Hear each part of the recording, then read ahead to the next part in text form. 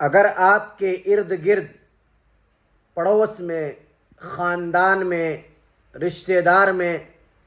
اگر کسی کا برا وقت چل رہا ہے، کوئی پریشان حال ہے، کوئی مصیبت میں گھرا ہوا ہے، آزمائشوں سے دوچار ہے، تو آپ یہ نہ سمجھیں کہ صرف یہ آزمائشیں ان کے لیے ہیں، بلکہ سچ بات تو یہ ہے کہ وہ آزمائشیں ان کے ساتھ تو ہے ہی، لیکن یہ آزمائش آپ کے ساتھ بھی ہے۔ اللہ آپ کو بھی آزما رہا ہے کہ آپ آزمائش کے ان گھڑی میں ان کا ساتھ دیتے ہیں یا نہ دیتے ہیں، ان کا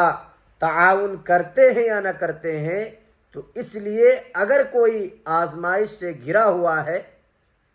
تو اپنے لیے بھی آزمائش سمجھیں اور